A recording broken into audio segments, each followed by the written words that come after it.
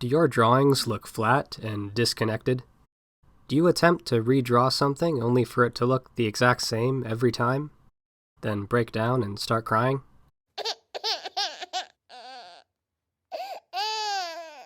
Fear not, dear viewer. Form is here to save the day.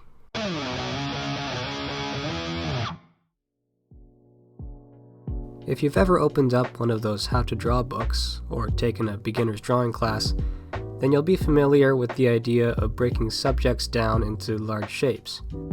This is a good place to start, though the next step would be to add a third dimension to these shapes. This is where our friend the cube comes in, as well as his attractive cousin, the cylinder.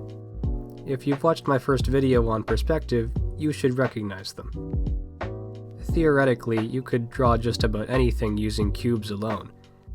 The cylinder just acts as a quick way of adding volume to rounder or thinner subjects, such as limbs.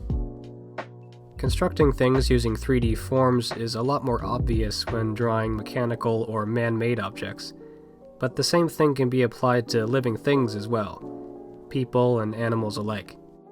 Let's take a closer look at each example.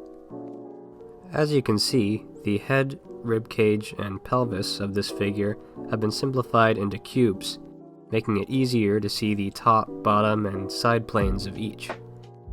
These are often referred to as the three major masses of the human figure. Think of this as your first lesson in anatomy, a topic I'll be covering in more detail in a separate video.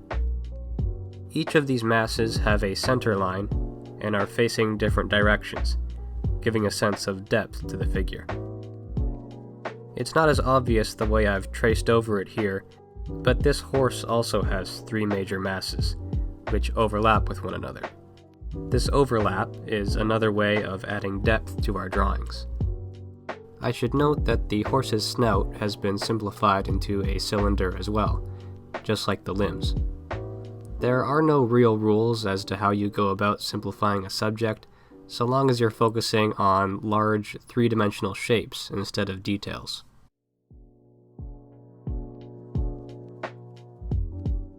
To practice breaking subjects down into boxes and planes, I recommend tracing over different images, similar to what I've done in this video. Start with mechanical objects, then move on to organic subjects, such as plants and animals. You could also draw a variety of flat shapes, then give them all a center line. From there, you can practice drawing through these forms in order to give them depth. To take it a step further, practice drawing your own boxy figures and objects from different angles. Again, there are no rules as to how you simplify things. Just experiment with a combination of boxes and cylinders until you find a method that feels comfortable to you. The more you practice this, the more three-dimensional your drawings will start to look over time. Happy drawing, and I'll see you in the next video.